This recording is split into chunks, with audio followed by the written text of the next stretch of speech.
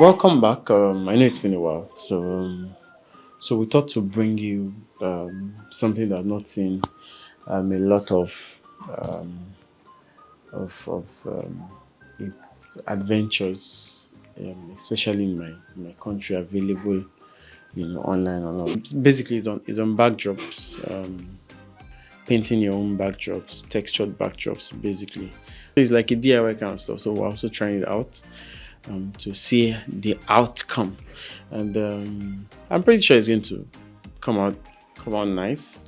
One thing about texture is, even if it doesn't come out the way you want it to, you can always find a use for it because it's texture. So it might not work for what you need it for, basically, but it would definitely work for something, and all of that. So what we're trying to do is something monotonous, um, something along the homologous color chart. So because we want to start with something that the the differences in the shades of color are not so much. I think you want to start that way too. You don't want to start with pouring out a lot of colors on your backdrop and then not knowing the proper processes to do it. So if you want to start out, I would definitely advise that you start out with the simple stuff.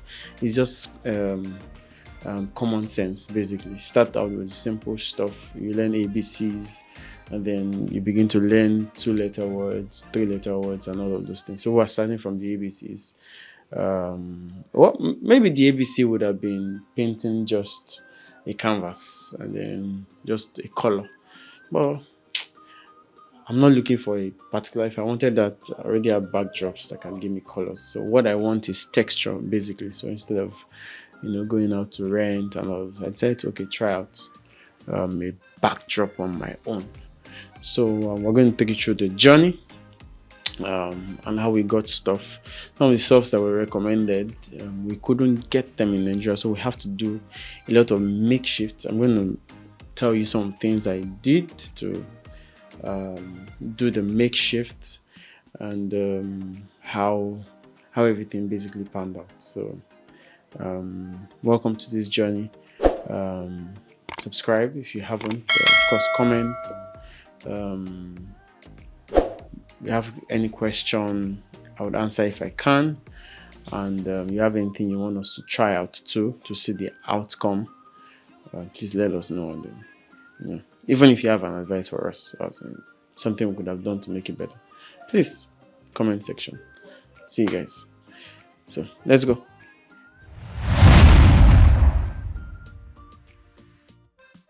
All right. So we're gonna start by listing all the materials that we need to do a proper finish on a backdrop. So we're going to obviously need the canvas material. That's what you paint on.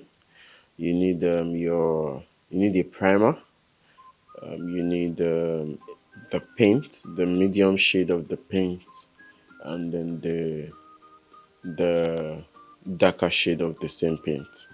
So some of them were not easy to get. Okay, I think I would explain later on how I got some of those things. So then you need your brushes, rollers. Technically, you need them to roll up, and then you need a normal roller. You need a sea sponge roller. I couldn't get that, so what we did was we got a test coat paint roller, and then we were hopeful that it was going to work. So we're going to see if it works or not, right? And we got nylons to spread on the floor so that we're not going to just pour paint all over the floor. And then really, you don't want the canvas stained underneath, right? So I think it's just wise to get something to put on the floor. So that's pretty much it.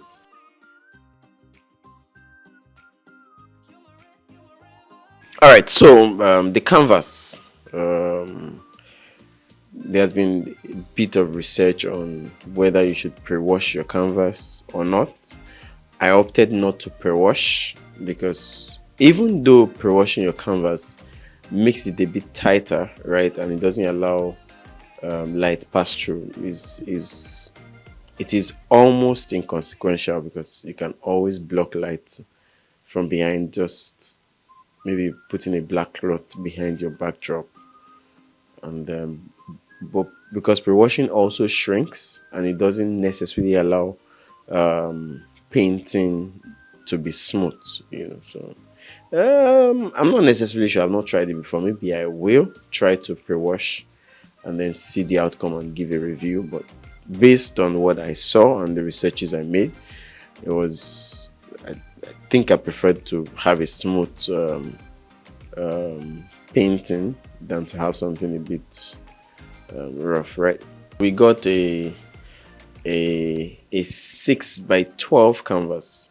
So because we're trying out, we didn't want to go so big. We got another 5 by 12. Yeah. So we got two different ones. One was thicker, so we wanted to have a feel. But we're going to use the thicker one today. Then another day we'll probably also use one that is lighter, and then I'll give a review on both. Why the length? I need, just in case that I need to shoot the full length, right? And then I just need a bit of space on the floor. 12 feet. That's good enough to to take 6 feet and then a bit on the floor and then the fold. Sure you get so. Basically it's just some few calculation. I prefer length than width, even though I want both of them. So eventually, if I decide to paint more backdrops, I'll have to look for the 8 feet, the 12 feet. We just decided to work with what we have, and then would I made more research on that. There are some available, and then some people recommended I could just merge the two 5 feet width backdrop to make 10 feet. I don't know if that will work, but let's see how it goes. I might try it. And then, so we're in the market to get it. I had to go through. I had to go to a major market in Nigeria to get a canvas. I've been told that that's where I would get a canvas material of that magnitude. So, and luckily, I didn't go too far. Even though it looked like there was only one person selling in the territory I went to, but I think that a lot of people sell, but I just don't have access to them, so I'll keep searching and all that. So that's basically all on canvas. So I didn't pre-wash, and then I decided to iron them, pre-iron. So after ironing, what I did was I got a 6 foot pole. I first wanted to try to see if I could get a PVC pole from the electricity store, but that was too tiny, so I had to go to the plumbing side. So I just got one. It's about 9 feet, so I just cut it down to 6 feet to fit to my backdrop, and then after I ironed, I just rolled it up with it to keep it ironed, and then till I'm ready to actually paint. So I think that's pretty all about how I handled my canvas.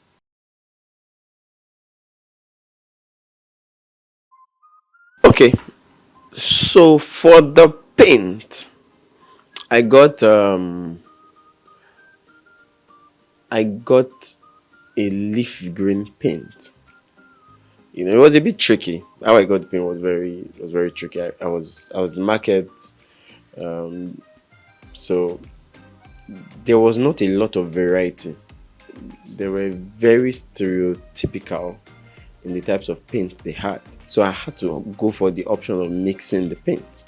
So by the time I got to where they were going to mix they were going to mix the leaf green to get me something related to a light army green, something like that.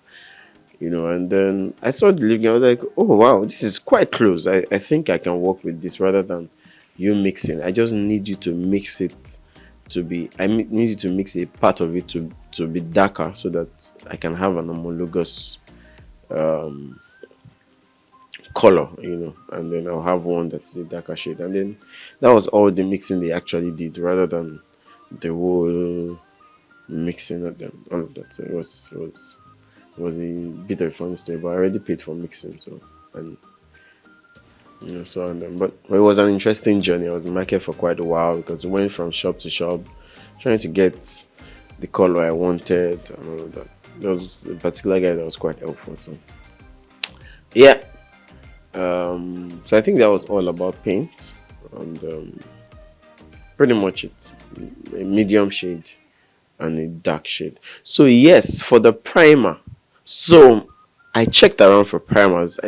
I am sure that there are primers, but from a bit of chats with some of my friends in the paint industry, they were sure that a white paint would work as a primer rather than just going to look for primer up and down. So I just offer I opted for an emulsion white paint, which worked, which worked fine for what we wanted to do. So yeah, that's that's pretty much it. Except that okay, maybe what we're looking for, what you want is a flat paint. You don't want a paint that has grains. Maybe grainy paints could work for something else.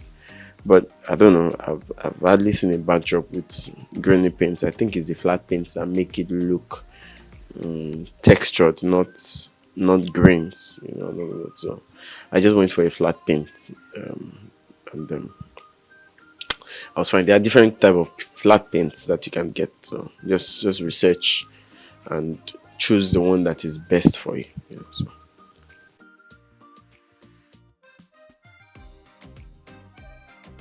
All right, rollers. This was a bit of a tricky part. So it was quite easy to get the roller, normal roller, and but then I come to the market for a 6 pound roller. Apparently, the only thing for me to do was to order it on Amazon, and um, maybe I will, but I didn't. But eventually, because I like the output I saw, I am definitely going to order it and then see how it works on my canvas and experiment with it.